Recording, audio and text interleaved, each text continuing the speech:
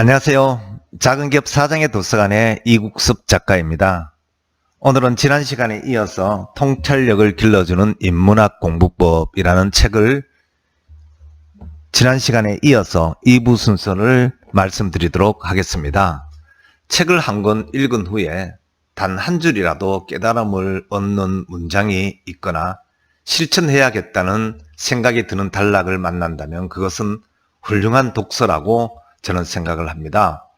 많은 것을 얻는 것이 중요한 것이 아니라 하나라도 적용하고 사용하는 것이 중요하기 때문입니다. 인문학이 살아있는 것이 되려면 큰 욕심을 버리고 배운 것들을 실천하려는 노력이 필요합니다. 지식을 쌓아두는 것으로 삶을 변화시킬 수는 없습니다. 사용하고 또 사용해서 자기 것이 되어야 합니다. 상당히 공감이 가는 그런 부분의 내용입니다. 실천이 없는 지식은 진정한 지식이 아님을 의미하는 것이 아닌가 싶습니다. 사업을 하다 보면 여러 가지 아이디어가 있을 수 있습니다. 그런데 이를 실천하지 않는다면 아무런 의미가 없는 공허한 울림만이 있는 것이 되기도 합니다. 중남미의 속담에는 바다를 건너려면 바다에 뛰어들어야 한다고 합니다. 지식도 마찬가지가 아닐까 싶습니다. 보고 익히고 배웠다면 그를 몸소 실천하고 행하여야 진정한 지식이 아닐까 싶습니다. 하나 더 살펴보도록 하겠습니다. 책을 많이 읽어야겠다는 마음은 중요하다. 하지만 그것이 방법이나 기술에 대한 지나친 욕심으로 이어져서는 곤란합니다. 많이 읽어야겠다는 마음이라면 더 열심히 읽으면 됩니다. 빨리 읽기를 위해 속독법을 배우거나 많이 읽겠다고 대충 읽는 방식은 바람직하지 않다고 저는 생각을 합니다. 인생을 빨리 사는 것이 좋은 방식이 아니듯 책도 빨리 읽기 위해서 읽는 것은 현명한 일이 아니다라고 저는 생각을 합니다.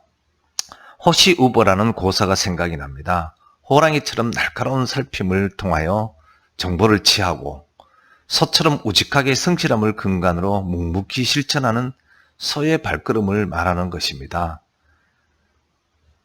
우리가 얻고 익히는 공부도 마찬가지가 아닌가 싶습니다. 차분한 성찰과 익힘을 통하여 내재화시키고 이를 스스로가 익힌 바를 실천하는 여러분이 되기를 저는 바랍니다. 이 책은 총 4부로 이루어져 있습니다. 1부는 인문학에 들어서다. 2부는 철학 읽기, 인간이란 무엇인가. 3부는 문학 읽기, 인간 그리고 인간사. 4부는 역사 읽기, 어떻게 살 것인가로 구성이 되어 있습니다. 1부 1장 스티브 잡스는 어떻게 전설이 되었을까부터 4부 마지막 빅터 프랭클 내 삶의 의미를 찾아서로 이루어집니다. 스타트업의 대표 인물이라고 할 수 있는 스티브 잡스에 대하여 언급하겠습니다. 스티브 잡스는 정말 대단한 천재입니다. 그 근원에는 젊은 시절에 읽혔던 불교도 영향을 준 것이 아닌가 싶습니다. 미래를 상상하여 구현하거나 디자인적인 측면의 실력을 발휘한 것을 보면 사물에 대한 직관적인 통찰력이 돋보이는데 바로 그 근원에 불교라는 인문학적인 지식이 발현된 것이 아닌가 싶습니다. 이렇듯 우리에게 친숙한 인물들의 사례를 통하여 가볍게 워밍업으로 시작하는 철학, 문학, 역사 관련 내용으로 흘러가며 이 책은 마무리가 됩니다. 2부부터 4부까지는 인문학 서적에서 저자가 좋아하는 문구를 적고 설명하고 하는 식으로 이루어집니다. 마지막 장에서 다시 한 번 더 생각을 돌아보는 내용이 있어 소개를 해볼까 합니다. 4부의 내용 중 돈과 행복의 인문학 관련 내용입니다.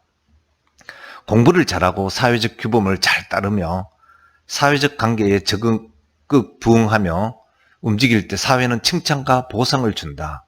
그것은 사회화 과정이기도 하면서 기존 사회가 요구하는 합리적 인간을 재생산하는 과정이기도 합니다. 그리고 노예가 되는 과정이기도 합니다. 라는 부분입니다. 노예가 되는 과정이라는 부분이 특히 와닿습니다. 대부분의 많은 사람들이 이런 내용처럼 살고 있는 것이 아닌가 싶습니다. 물론 저도 그런 것이 아닐까 싶습니다. 인문학은 이런 관계에서 벗어나 새로운 삶의 방식을 모색하는 것도 좋지 않을까 싶습니다. 하지만 용기가 있어야 돈과의 관계를 재구성하여 새로운 삶을 찾을 수 있을 것입니다.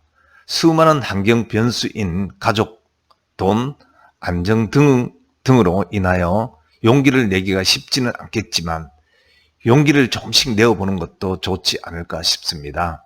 여러분, 어느 날 어느 순간 갑자기 막막함을 느낄 때, 사는 일이 너무나도 공허해서 맥이 빠질 때, 삶의 허기를 느낄 때가 있을 것입니다. 이런 시점에 감히 권하고 싶습니다. 잠시 시간을 내어서 인문학을 살펴보는 마음의 여유를 권하고 싶습니다. 오늘은 여기까지 말씀드리고 다음 시간에 또 좋은 내용으로 찾아뵙겠습니다. 고맙습니다.